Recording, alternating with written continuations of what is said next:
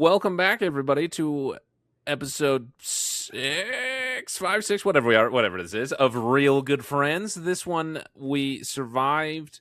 I don't know if we survived it, but we survived the emergency of physical media. I say we survived because you survived.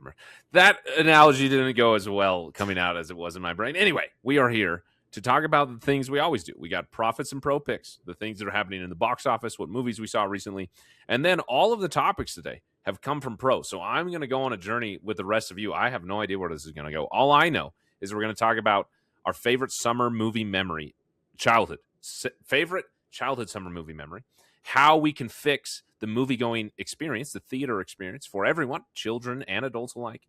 And then we have a question submitted by a friend of the podcast. Out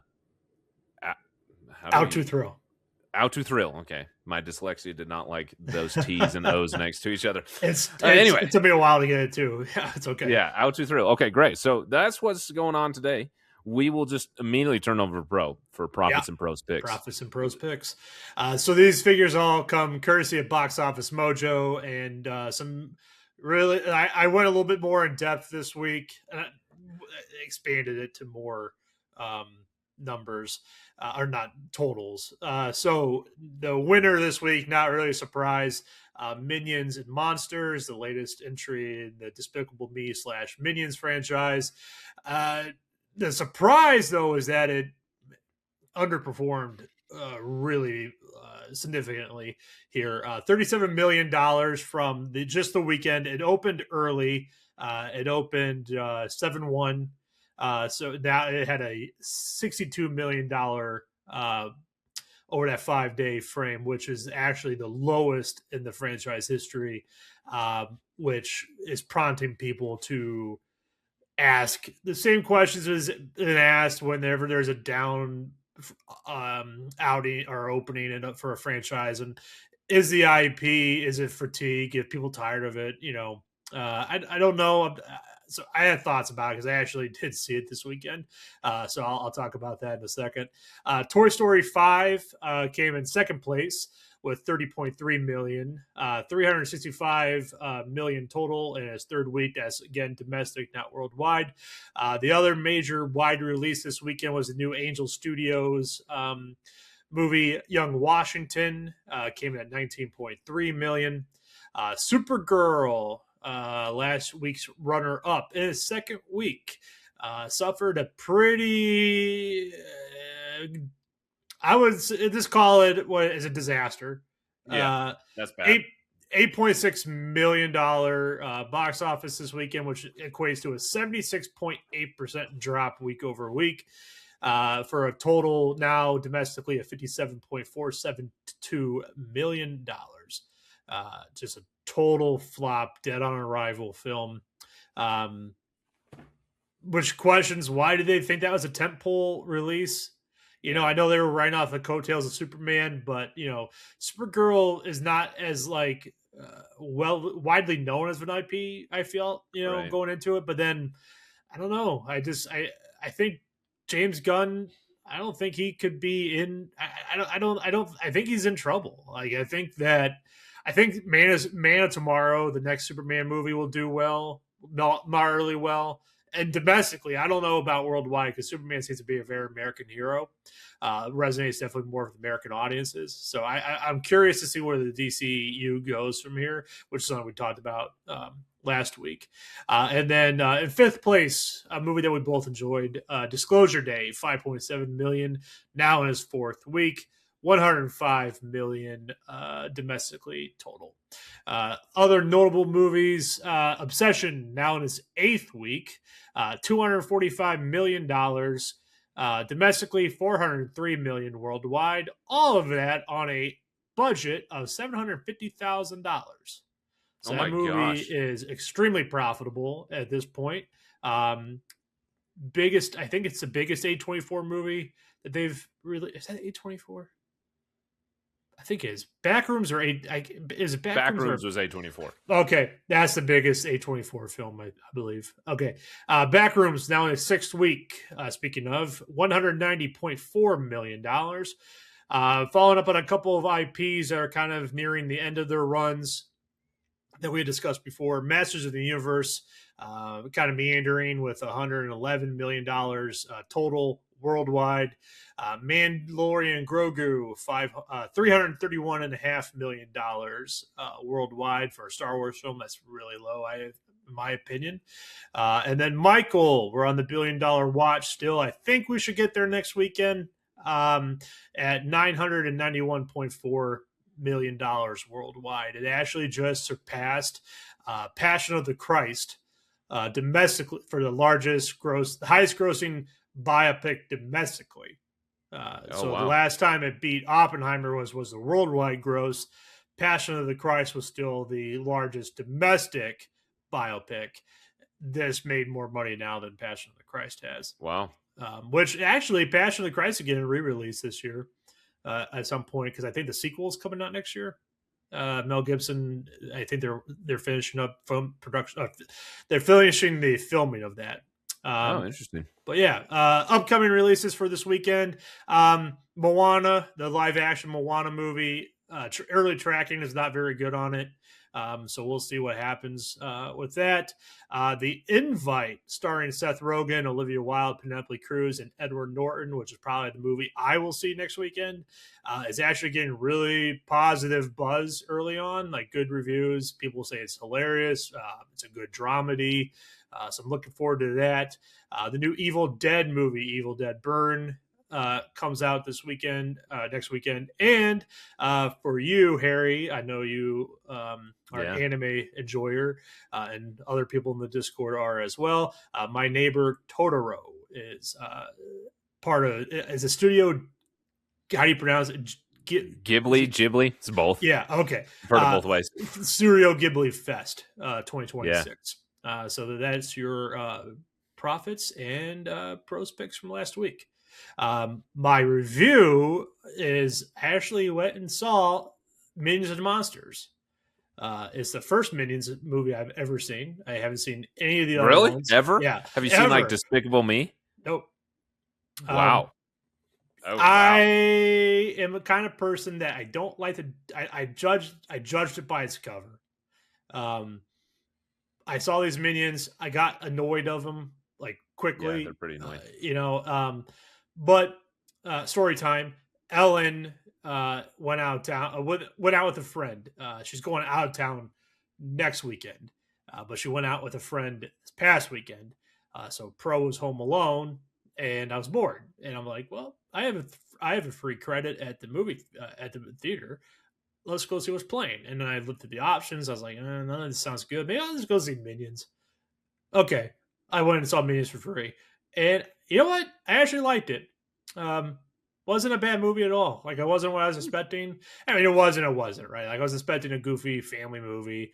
But it's kind of inspired me to come up with the topics for this week, because it's a summer family movie. So that's where, the question of, what was your favorite summer experience as a kid, right? With the movie theater. And then, okay, there were a lot of families there enjoying the movie. So how do we preserve that experience for future generations? Because my theater was not full. I went to the IMAX showing too, and it was not full. Yeah, but and it actually made me like that. It went into like films, and like they're making a movie in their movie. So I thought that was kind of meta. It was fun, So I gave it like a 6 out of 10. It's pretty good. It was okay. I didn't regret wasting my credit on it. I didn't feel like I wasted my credit with it. So it was okay. And I hate to say that. I know people that I know will judge me harshly for that. But yeah, so that was what I saw this weekend. I did not go see Minions and Monsters. I'm shocked though that you have not seen Despicable Me. Like, never. I haven't seen the Minions movies. I've seen Despicable Me 1, 2, and 3, but which I feel like everybody's seen Despicable Me 1. Everybody knows who Gru is. I know who he is. I know who plays him, but I've never seen the movie. Wow. Yeah. So I had no interest in going to see Minions and Monsters. So apparently you and everybody else, because it's not. Yeah, I feel like DreamWorks, right? That's what makes Minions. Illumination. No, Illumination. Illumination is kind of holding on to the Minions as long as they can. And I feel like the children who fell in love with the Minions from Despicable Me 1 and 2 and all that, and the other Minions movies, have grown up and are no longer that interested in Minions. Like, maybe they still are kind of in like a nostalgic way, the same way that you and I might still be interested in Power Rangers, so to speak, or something like that. Like, I'm trying to come up with a comparison. No, I still like the Power Rangers. Yeah. So that's a bad comparison because people who like the Power Rangers, myself included, have a lot, like the same way that you or I might like the Ninja Turtles or Transformers, right? Yeah. Pick a childhood thing, nostalgia. Yeah. And so I don't think that there's like a new audience for that movie. And I will say that Illumination, they with the Nintendo contract they have, because they produced the Mario movies, right, or made the Mario movies. I feel like that's like their next cash cow. Yeah, I agree. Because I know they're not doing the Zelda movie, because that's going to be a Sony production. I think it's Sony and Nintendo co-production. But there's rumor of a Donkey Kong movie coming out. I believe that will probably be Illumination, similar, because it was in the first Mario. And then where they decide to do a Star Fox, if they do a Star Fox movie, I can imagine that would be another animation Illumination project. Yeah. So what I did go see this weekend was not in theaters, but at home. We watched. Oh my gosh, what movie did we watch? Coco. Oh yeah, the Pixar movie, which was great. We watched it with my daughter. She loved it for like 30-ish minutes, and then was totally disinterested in it. Which is great. Like that's cool. I don't want to. I want to maintain that childhood. There's a lot of heavy themes in that one. I mean, there's a lot. In all Pixar this is so films. Funny. My wife and I have a problem in that I'm very judgmental about what types of movies kids watch and what types of movies parents show their kids. I'm very critical of it. I'm very annoyed in parents. This is so judgmental of me. There's nothing wrong with this. It's me just being hoity-toity, judgy, on high and mighty on my horse. What is that phrase? On my high horse. Yeah, right? Your high horse. Where, like, I think Encanto, Frozen, the Minion movies, Moana. So you're totally judging me for seeing the Minions movie this weekend? No. It drives me up the wall when parents show those movies to their kids, and then the kids become like obsessed with them. And so I've told my wife for years, even before I had kids, that like when we show our kids movies, even have kids, I'm going to be really careful with what I show them, and that I want them to be interested in it, but I don't want them to become obsessed with it. Right? I don't want to. And part of that is both in the media show them, but also the follow up to the media. Like if we do show them Frozen, that's great, but I'm not going to go out and buy 75 Elsa dolls. That's the whole thing. Anyway, right? Sell you stuff. Anyway, so I'm like again. There's nothing wrong with showing your kids Frozen. There truly isn't. You're going to show her all your Criterion films. Just don't lie. So I have been trying to like expose her to things. I tried to show her My Neighbor Totoro. Didn't even last 10 minutes. Like. That didn't work. I haven't watched any of those either. So then it comes to this weekend when we were watching it with the 4th of July weekend. We're like, yeah, let's watch a movie, and we were picking out one, and I don't remember what we picked out. Your Name. I have a Your Name, like a collector box that's like shiny and reflective. It's like foil, and so she really liked the shininess of it, so she picked out that. And my wife was like, no, that's like a really serious movie. It has like really, it's like really, has heavy themes, and like it was really complex and difficult for a kid to understand. She's like, let's pick something simpler. And then we started to watch Coco, and I had not seen Coco before, or I had a long time ago. Long time ago, right? So I didn't really remember it. So we started watching. I was like, what do you mean? Coco has just as heavy and complex themes and ideas in it. Like, this isn't any less intellectually stimulating than Your Name, so I was just teasing her, but it was good. I really liked Coco. You should have done your annual 4th of July tradition and watched Independence Day. No, I'm good. You've never. Okay, have you seen it? Or yeah, I saw it. I have both of them. I own both of them. Yeah, I've seen it. Yeah. So one is good. The other one is not so good. No, it's not. So yeah, the thing that I will think about. This is really interesting. I don't, I'm kind of off in the weeds here, but it felt We like a usually end Pixar. up in the weeds. Yeah. Coco felt like a Pixar movie. Very much I so. think the last Pixar movie that felt like a Pixar movie was Onward to me. And like even Mm. Toy Story 5 for some reason, and maybe it's just because I'm older, maybe I'm just more stressed out, and so I'm less engaged in Pixar. Maybe I'm not the right demographic anymore, whatever it may be. I'm not the target audience. But like Toy Story 5 doesn't feel like a Pixar movie. Toy Story 5 feels like a Disney movie, which feels very, very different than a Pixar movie, if you can understand what I'm saying. Like Frozen and Frozen 2 feels like and Moana feels like a Disney movie.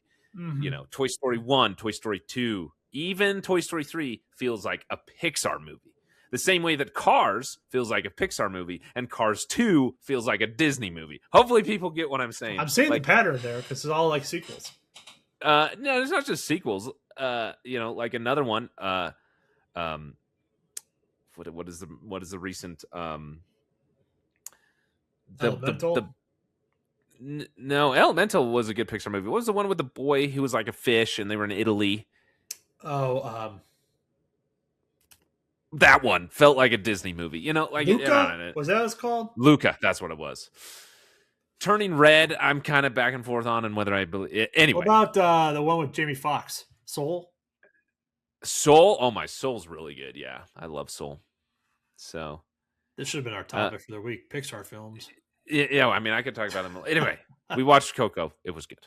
I'll end it. I'll end it there. But I am very, very excited for not this coming weekend, but the weekend after. We have the Odyssey coming out. Like, you know, that's probably the next time I'm actually going to make it to the theaters. However, am very interested in um the Invite. I just probably won't make it out to see it. Anyway, Yeah, Invite's going to be good. Of course, and Spider-Man after that.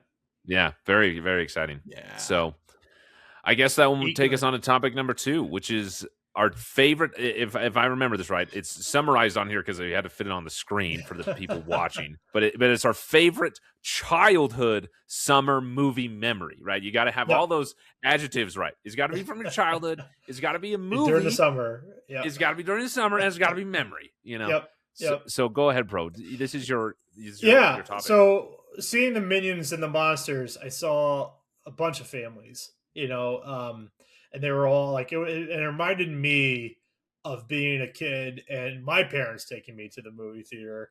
Um, all the time. Like we were there, like, because I don't know if I told this story. It might be sharing too much. I lost my mom when I was 12 years old. I think we talked about that once before. But prior to that, she was sick and she went on disability from her job, and so she was home every day with us. And so during the summer, she would take my brother and I to the Plaza 8 Cinema at Chapel Hill Mall, which is no longer, well, not, it's not at the mall, it's at Chapel Hill, which is like the neighborhood, which is no longer there. It's now at Dick's Sporting Goods, sadly. But it was this little 8 screen theater that was run by an independent, like, local company, I believe. And they had their summer kids club movie. So they would show like recent kids movie releases, and that we would, I just remember going there all the time. Like I could tell you the layout of the movie theater still. Like you walked in, there was like a giant lobby in the middle, and you had 4 screens on your left, you had 2 in the middle, and then like, or you had 2 on the left, 3, it's whatever. It was split up. And they had the marquee on the outside with like the lettering, Right. and people had to go out there with their little Stick. Yeah. stick and put the letters up and the Yeah. show times. And they had the windows on the outside of the theater, like on the ticket windows on the outside of Yeah. under Yeah. the Yeah. Where awning. you bottom on the Yeah, outside. Yeah. yeah, and they had really good popcorn too, I remember, and just like the old style seats, which I do not miss those. No, not at all. And they had They like the squeak. oh yeah, the squeak, and they're like, Yeah. they stick sometimes, and the floor's And all the elbow rests are sticky. like rock hard. You know? Yeah, yeah. And you got to share them. There's only one between each. Yeah. Yeah. Yep, yep. But that was probably what I remember being. That's like some of my earliest memories of film, going to see movies like Toy Story. Right. I remember but this wasn't part of the summer movie club, but my aunt took us to go see. Speaking of Power Rangers, I loved the Power Rangers growing up. She took us to see the Power Rangers movie with Ivan Ooze in it. and I think it was 95 or 96. I can't remember, but I vividly remember wanting to go to McDonald's to get all the Zord toys Oh and the Happy yeah, Meals. Like it was so yeah, I was like, oh man, I want this one. I want this one. The frog and the yeah, yeah. what are they? Saber tooth tiger and all. Uh-huh. Oh no, she changed, right? Yeah, I know there was a frog. I remember there's a frog. And then she took us to see the X-Men movie, the first Oh, X-Men. cool. I think that was 2000. At my like that was the first time I ever went to a Cinemark, and I've been going 26 years later to Cinemark pretty much exclusively. So thank you to my Aunt Teresa for that. She doesn't watch the podcast, but thank you anyway. You got me hooked on this. But yeah, I just remember that, and I remember walking out, and there were people selling toys, like action Mm, figures from the X-Men 90s nice, series. So like they had like Magneto and the Sentinels and cool. like all the cool stuff. And I was like, oh man, did that like really like just combined. I had loved the X-Men cartoon before that and the Spider-Man and Batman. So I was already into comics at that time. So I was really cool. What about you? What was your favorite childhood summer childhood movie memory? Yeah, I got a few that came to mind. I'll Mm. rush through each of them kind of quickly. The first one that came to mind is a teenage summer movie memory, not so much Okay. Okay, childhood, that's but fine. teenagehood. Teenage childhood too. Um, Pro knows this, and people from my Snap Discord know this. I'm very religious, and so in my church as a youth, obviously we had, as most Christian churches do, we had youth groups, right? And so we had for the young men youth group, I had a leader. One of the things that my particular young men youth group in my church congregation is that we'd frequently go see movies together. The leaders would they'd pick out a movie and we'd go see them together. It was really fun. And so we had a new leader. He moved in. He was a college student that was going to the university near us, a big university. Um, and so he was just different than the others. This is, I promise this is important. Like he was younger, he was closer to our age. He was interested in Halo. He played video games like all the young men, just 100% connected to him. He Man, felt that like was one of if us. I had that experience, I probably would have lost my faith. Dude sounds You know, cool. like don't Can get me I wrong, I meet him? love, I'll convert. he's great. Derek Denny, if you're watching this, I actually ended up dating his younger sister. That was another story for another time. Oh. But anyway, Is this where the teenage movie story's going? no, no, she actually has nothing to do with this. I actually met her later after this. Anyway, he was cool. He was cool. We related to him. He felt young. He felt like he was one of us. And he picked out one of the movies. He was like, "Hey, I'm involved here. I'm going to pick out the movie. We're going to go see something that we typically wouldn't." And he took us Mm. to see Pacific Rim. And I remember Oh, being kind of reluctant, okay. like, what, like I don't know. I was kind of getting to that age where I was like kind of like disinterested, and like being excited about things was like uncool. I That's don't know not if people remember cool. being in that. Yeah, Yeah. yeah. And so we went, and I remember just like jaw on the floor, like this is the sickest thing I've ever seen. Like it was so cool. So I really remember that memory. Um, three others that are like really, really childhood, and maybe this will reveal my age. One of them that I don't remember so much the movie experience, but similar to you with Happy Meals. I don't Those remember damn watching Happy the movie. Meals. I don't remember watching the movie in the theaters, but I know that I did see it when Treasure Planet, the Disney Oh, animated Treasure movie, Planet. came out. Yeah. Yeah. I remember that one. Incredible film. I was obsessed with it. I was obsessed with Jim, the main character. In fact, he was a big reason I fell in love with skateboarding as a young kid. Like I wanted to just be so much like him. And I remember going to McDonald's and wanting to get the toys and then watching the film many times at home with my brother, and we both just loved it. That was like one of my first memories of like, this is a movie that I remember liking because I liked it, if that makes sense. Um, and then some others I'll just go through. This is a funny one. My brother, let's see, he's born in 99. So he was he was 10. Am I doing my math right? Uh 2009. let me see. Oh, whoops. Are you doing this on your phone? No, I had to look up when something was. Oh, what? Okay. Okay. Yeah, I was yeah, gonna yeah. say So it was in 2008. So he was turning 9. 9. He Okay. was turning 9. Anyway, High School Musical 3 came out We're in in this theaters. together. Yeah. So Yeah. my family, like all good Christians, watched High School Musical. I loved Maybe I'm not a good Christian because I never did. it. And I'm we going to loved it. hell.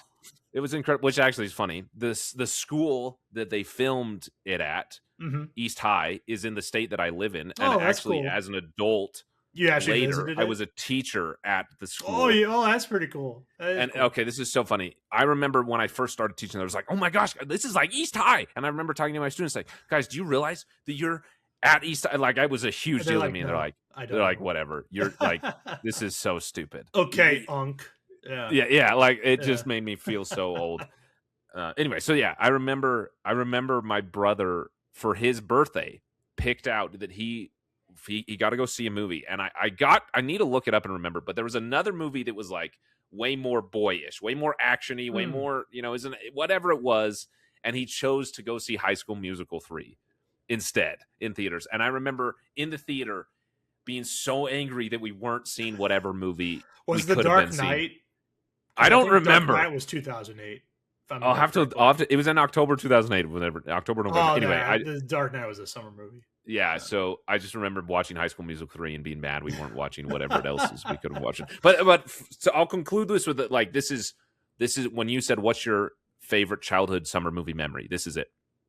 My family, my parents took me and my brother to go see Speed Racer, the movie. Oh, Speed Racer? Mm-hmm. Oh my gosh. That's probably where I fell in love with filmmaking, where I fell in love with movies. You're talking about the Wachowski sisters, Yes, the right? Wachowskis film. Yeah, holy moly, Speed Racer. Here we are. We have made it into the film review YouTuber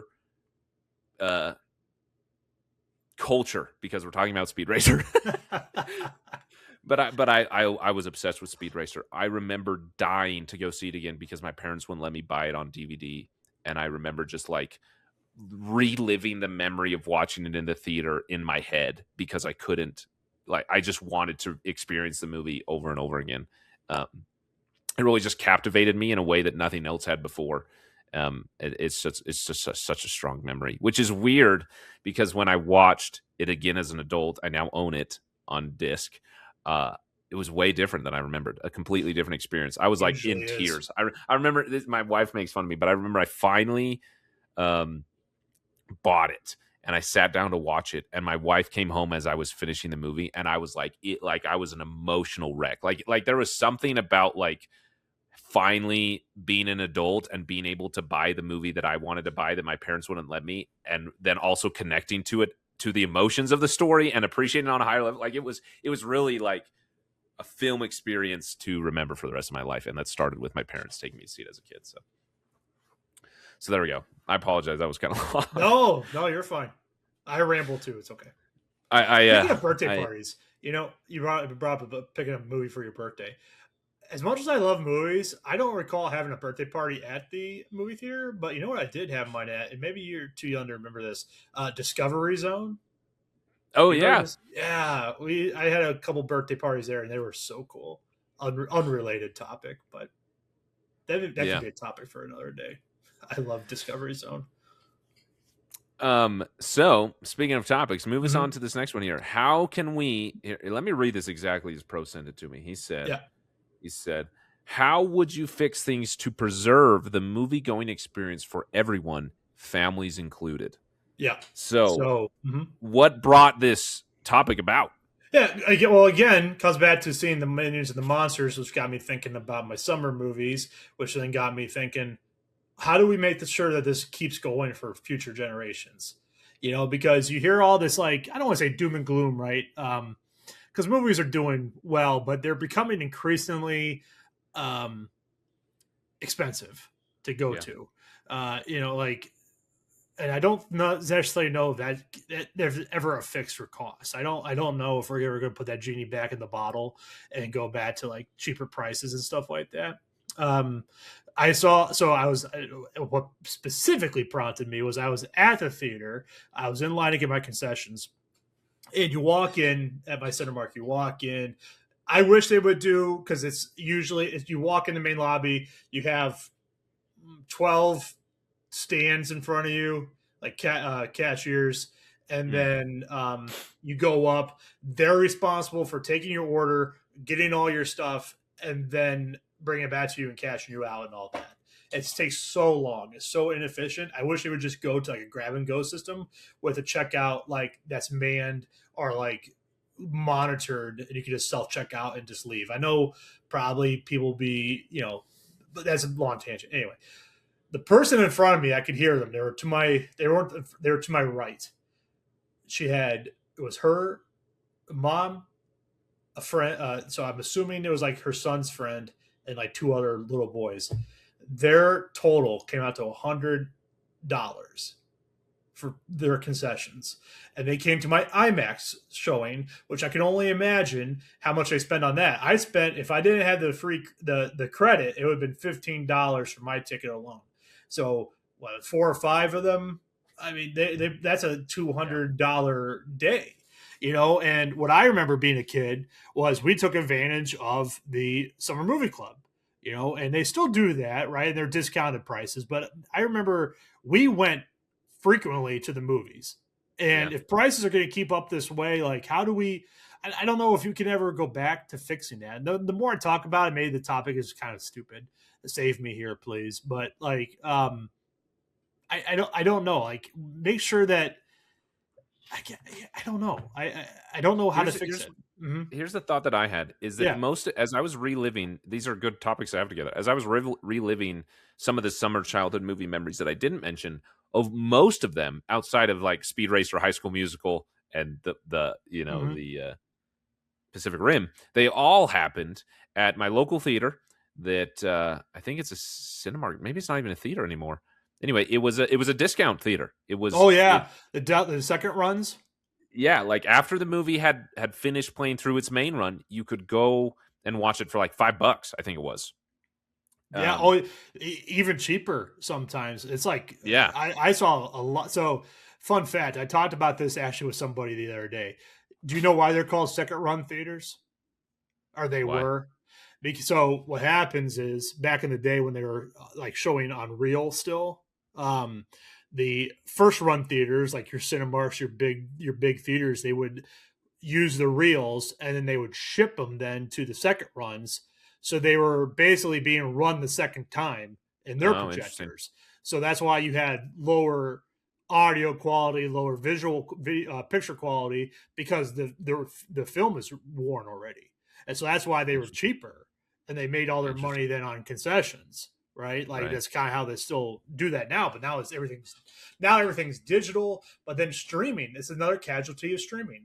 They really disrupted the second run theaters, because I agree with you. That would be a great thing for families to have nowadays. And my local theater, both Cinemark and then like the local chain,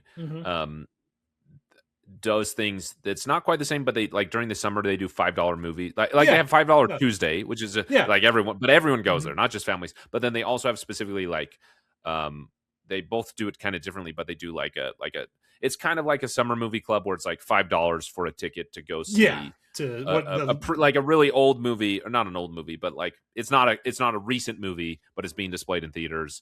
One of them does this thing that I think is kind of fun, where it's a mystery movie. You pay $3.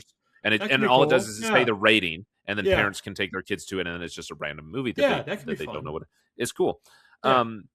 Obviously, so there's ways that theaters can do that. I think making it like price wise, I think is the biggest thing. I think and what I remember as well, this kind of went away towards the end of it, but initially I remember that the discount theater and the full theater had these things where you could get like a kid concession thing. It was a little box. I remember these. Yeah. You'd rip off one part of the box. Like it was it's like a rectangle that was like this thick. And I'm trying to think of an example. It was like about the size of a piece of paper, but maybe about this thick. And one section you'd rip off the top part of the cardboard, so it would create like this hole in the cardboard, and you'd fill the popcorn with that. And then it had another section that like had the little cut marks in it, so you could smash a cup into it. Yep. And then there was another section that you could put some candy in. Anyway, and I remember that was like a thing that you would get. You would get the box. And it's like, oh, here's your kid ticket. Here's your box. Like they'd hand you the ticket, they'd also hand you the cardboard box, and then you'd go to the concessions and they'd fill it up for you as a kid.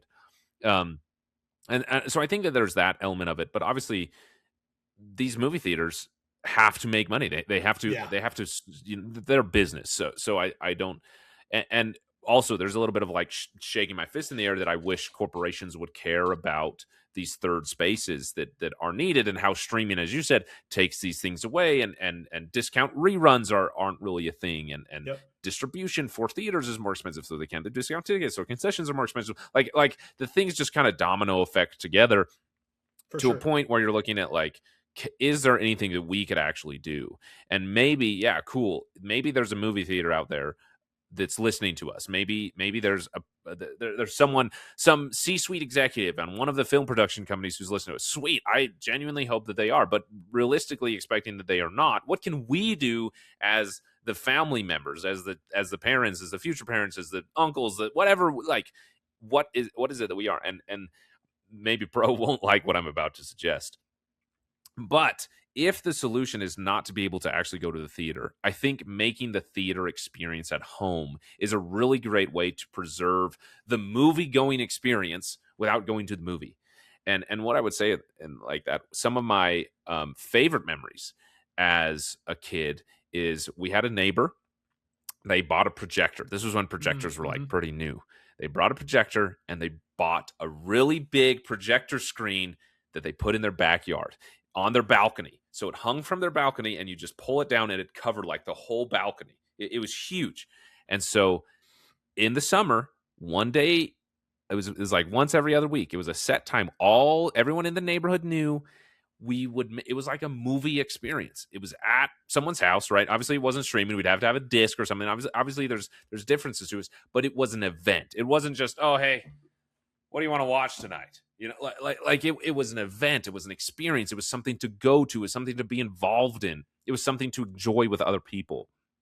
And I think, like, I'm a huge fan of the movie going experience for all the things that the movie going experience goes, from like the actual consumption of content, from the delivery of the content, from the visual and audio experience to the environment. But I'm also a huge fan of it for what it does, from a sociological perspective, from what it does for communities and how important that is. And I think that parents can do something really powerful for their kids, where they give them an event to be excited about, and an event to invite people to, an event to extend invitations out to their friends to, and for those friends to have something to look forward to, instead of just hanging out and then you're bored, so you decide something to watch.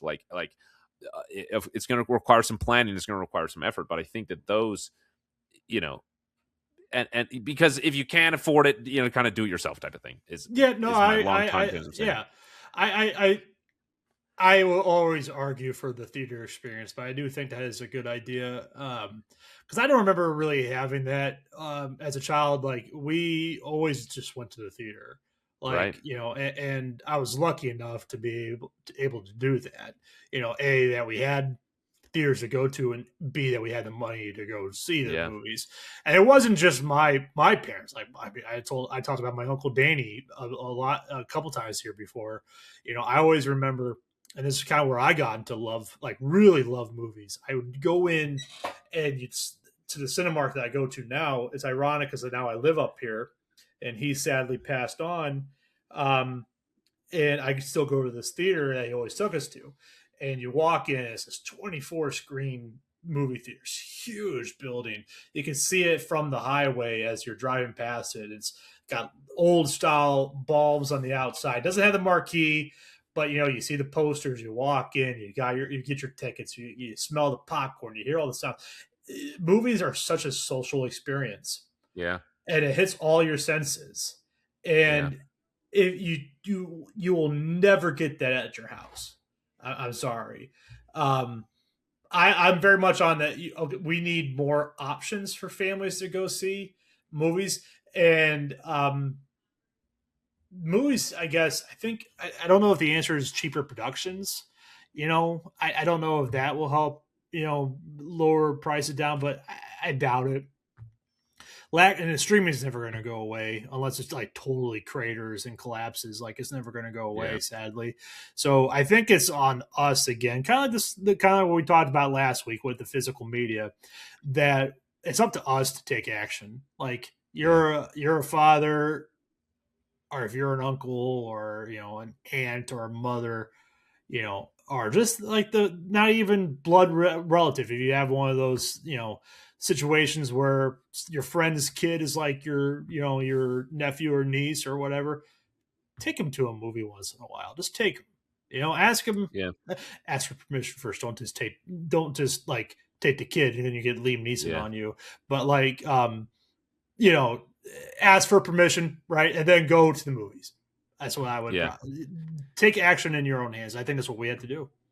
What I will say, if there is a parent listening to this, and this is actually something that I love talking about, parenting, huge passion of mine. I have read endless amounts of books and scientific studies and done my own studying. And like, I haven't actually published a paper, but anyway, I'm not going to go into it. I love parenting. I love the science of parenting. I love the sociology of parenting. I love the psychology of parenting. It fascinates me. I love it. It's a huge interest of mine. And one of the things that is really cool that I love to talk about is that empathy is one of the most important skills that you can help your child develop. You can give them emotional intelligence for themselves and for other people. And one of the most profound ways to help a child, help any human, but to help a child specifically develop empathy is to begin to understand people's perspectives outside of their own. You help them imagine people in a scenario that they are not in. That's basically what empathy is being able to understand and connect with an individual who's having an experience different than you. Put yourself in their shoes. Yeah. Precisely, right? So you give kids an opportunity, which kids are exceptional at this because they're naturally curious about the world and they're way less stubborn about being right. They're willing to accept that someone else is having a different experience than them. And they're very interested in trying to understand why somebody is having a different experience and what it means. I'm trying to keep this really simple. Storytelling is what I'm trying to get to, is one of the most profound ways that you can give a child that experience organically. Of course, you can give that, like, if something happens and they're observing something in real life, you can explain that and walk them through that and help them understand and help them make notice of this thing that we're witnessing is causing someone else to have a different experience than you. Observe these things. But storytelling is one of the profound ways that we as humans experience things outside of our own lived experience. We like, it's one of my passions about storytelling and movie making in general is the power to tell stories about the human experience to help people experience things beyond that they would normally live in their life. And kids experiencing that is a really meaningful thing. And if parents are interested, there's some really cool things that you can do to this.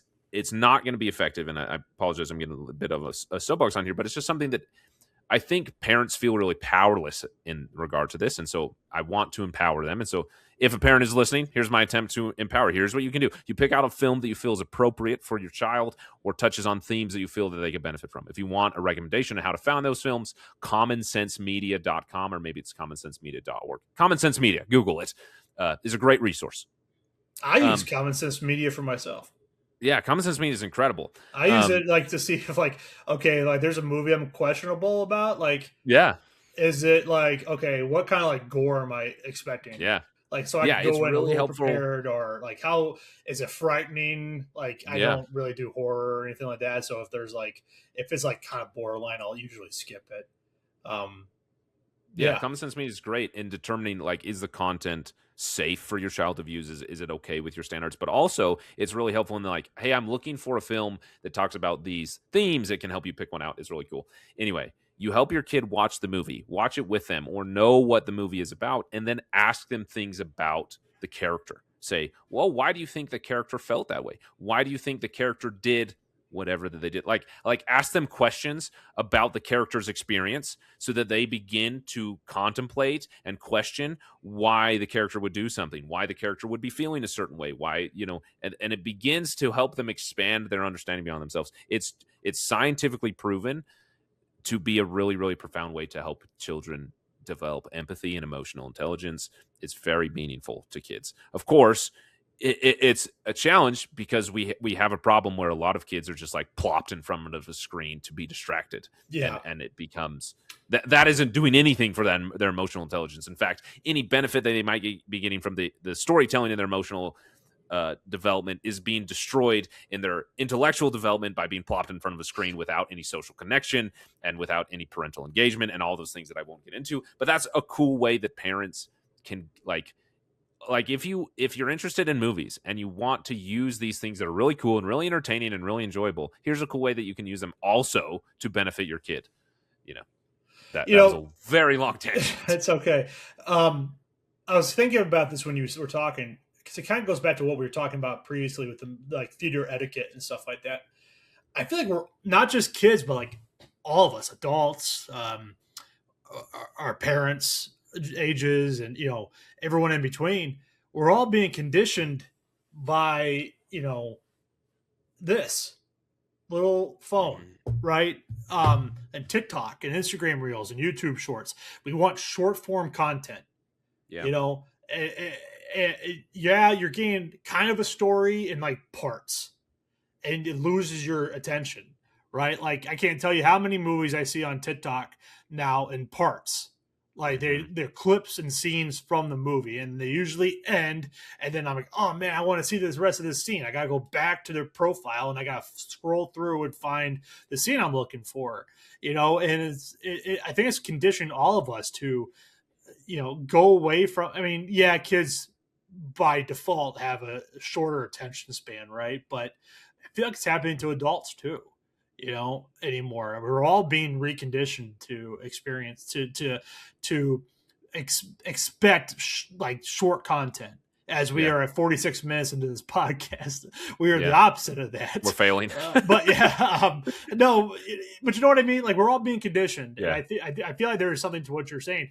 When I saw the Minions movie, there were countless families because it was one of those movies that show a million screenings, right? And they had like just about every auditorium was showing Minions at different times. It was Right. all staggered, and there were several that were getting out around the same time, and little kids and their parents were talking about what you think of the movie, and they were talking about the movie. I Right. really liked it and stuff like, and I was like, oh, it's so cool. I really Yeah. like that, and Meaningful it goes back connection. to what you were talking about. Yeah. Yeah, it's very meaningful. This is my last tangent about this, but it's it- one of the interesting things from a psychological perspective and from like a what's the word? I guess psychology is the right word. The way that your brain functions is that um, storytelling happening in short instances. The typical story arc, the introduction, the conflict, the resolution, the conclusion, right? The typical story arc we're used to, that happening in a shortened amount of time or happening in clips teaches it basically creates discomfort that people begin to be uncomfortable with being uncomfortable, where Mm, extended storytelling helps people be comfortable or be prepared to endure discomfort, because that's what storytelling does, right? As a character is going through conflict and working towards a resolution, then reaching that resolution takes 2 hours, an hour and a half, whatever it is. That's helping you understand it, and in some like microscopic level, that creating reaching a resolution takes time. Reaching a resolution requires an endurance of discomfort, an endurance of challenge, and when all of that is squished, it creates a psychological barrier that makes it that people are discomfort uncomfortable. There's another word for it. It's a scientific term that I'm just driving me nuts. I can't remember what it is, but basically, they're not they're not prepared to deal with the discomfort of life. I'm Filmmaking, believe it or not, storytelling, films are a really, really powerful thing for a brain if done right, if consumed right, and not just like plopped in front of and used as endless distraction. Oprah, we lost you. I can't hear anything you're saying. After all of that, I apologize. We've got Pro back. I'll get off my soapbox so that we can reach a question. Unless you have anything else to say about fixing the movie theater. Okay, moving on to the question. Yeah, yeah, exactly. Um, Out to Thrill. Hopefully, I said that right. Who's a friend of Pro had a question for the pod. What is your favorite book to movie? So, what I'm asking can absolutely include game to movie or rhyme to movie, right? Whatever it may be. Favorite book to film adaptation. Pro, do you got an answer for this?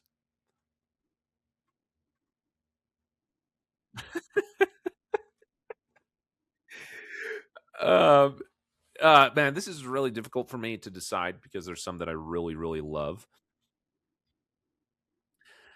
I would say kind of the top of the list for me is well, this is difficult to answer because a lot of these that I really love, I have not read the book, but I know that it comes from a book. As an example, a lot of Hayao Miyazaki's Studio Ghibli films come from books. Um, Nausicaa of the Valley of the Wind does not. Never mind, that's a different one. But Howl's Moving Castle comes from a book. I think that that's an incredible adaptation. His most recent film, The Boy and the Heron, comes from a book. I think that that's an incredible adaptation. Um, one that I've actually read though is Dune. I just think that the most recent Dune films by Denis Villeneuve are remarkable adaptations of a really challenging book to adapt. Like even if it wasn't a challenging book, they adapted extremely well. But it isn't a challenging book to adapt, and they do very well with it. Well, see, the problem is I haven't watched all the Lord of the Rings films, so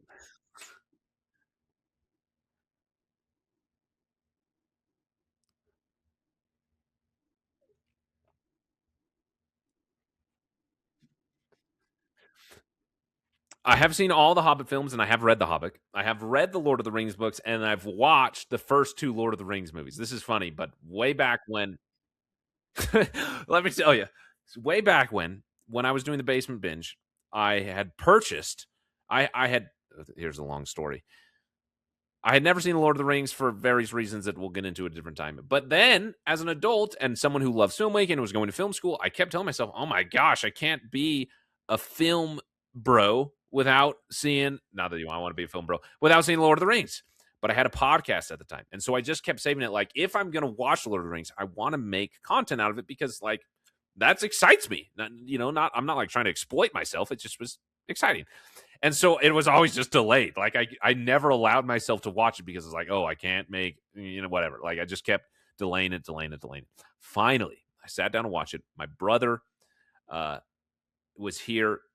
He was back from Fiji, where he served a mission. And him and his friend who loves Lord of the Rings. Actually, if you watch my magic video, Jacob, the friend who filled in for my brother when he didn't show up, he's a huge Lord of the Rings dude. So I was like, hey, I'm gonna watch Lord of the Rings. Do you guys want to watch it with me? They're like, absolutely. Okay. I bought the 4K extended edition trilogy box set. So we sat down to watch it. We watched the first one. We watched the second one. It was great. We planned to watch this third one. I don't remember what happened. We had to cancel the plan to watch it, and then my brother went to college an hour away, and we hardly see each other now, and we've never had a chance to finish it. So it's to the point. It's been so long that I need to rewatch the others before I watch the third one. And so yeah, so I got some homework. So yeah, Godfather would be my favorite film to book to film adaptation. Um, Now, one of her questions it piqued my interest about games because I also love video games, and I think games are an untapped medium uh, Yeah, for IPs for movies. There's a lot of rich games that could translate well to films if they're yes, done correctly. yeah, And I feel like, I mean, they're trying next year with Zelda. I've always thought Zelda could be um, a good movie, but I think it's kind of tricky, right? Because most of the games involve you collecting multiple things and multiple right, dungeons and multiple castles and whatever. And how does that play out over like a 2 hour feature? I don't right. know. But the one I was going to say that I could really see being a really good movie if done correctly was Bioshock. If you ever played the Oh, Bioshock series, yeah, they were trying to do, and again, I hate this because it's apparently going to Netflix exclusively, but it's directed by Gore Verbinski, who yeah, I really like. And he could do a really, I think he could do it justice. yeah. I The agree. other ones I could see happening. I mean, they tried Halo as like a Paramount Plus series, I believe it Oh, that was was. horrible. Yeah, it could be a whole like it could be a hard edged Star Wars if you really wanted to be. Yeah, Like imagine like Starship Troopers meet Star Wars, but like serious. yeah. Like it could be really cool. And then Gears of War. I think Gears of War could be another like franchise that could translate well because it's uh, how they do it. I believe they are making a Gears of War movie, but again, I think it's only on Netflix though, sadly. Oh, But these movies need to be in theaters, like big productions and big experiences. right. Yeah, I think I thought about games because that was included in the question, but Mm-hmm. I I thought about Sonic movies, even Oh though those yeah, like yeah, those are good. those aren't Yeah, like obviously they're not really adapting the story of the game, but I feel like the Sonic movies are actually really good. man, talk about a 180 from you remember the Oh yeah, backlash to the initial absolutely. Sonic design to what they Yeah, got now, and it's like almost makes it feel like it was deliberate to get people talking about. Like they already had this in the back pocket. They just put out the worst possible example. yeah, To then like, hey, here we actually fixed it. Here you go. Yeah, those are yeah, good. The Mario movies are fun too. Um, Mortal Kombat, even though there's only been like I like the most recent ones the best. And then we don't talk about Mortal Kombat Annihilation like at all. But even the first one back in '95 was like a fun, campy '90s movie. But yeah, I think there's just a lot of untapped potential with games into film. yeah. I Kind of agree. like recent with comic books, right? Like comic books didn't really take off until the X Men, really. X Men, Spider Man, Blade, like those early Right. Marvel films, like they really didn't take off. So it just takes the right project to get things going. I agree. Yeah, and I also think about I just love it. Like one of the films I thought would be really interesting is Monster Hunter. I'm a huge Oh fan of yeah, Monster Hunter, yeah. and that obviously never panned out. So that's No, really no, that they have the movie, but it's awful. yeah, Yeah, and like Resident Evil, like which they're redoing this year, but is more of a proper horror and not like the action horror blend. right, But yeah. So let us know in the comments what your favorite book to movie adaptation is. I'm obviously there's many that could be mentioned here because there's been a lot of books that have been adapted throughout the years. So let us know. be a pro, support physical media, and donate blood. See you on the next one. Hey guys, it's Pro. Thanks for watching. If you liked today's episode, please like, comment, share, or subscribe. It really helps us out. You can also follow us and become one of our real good friends on social media. We're on Instagram and TikTok. See you next week. Thanks a lot. Bye.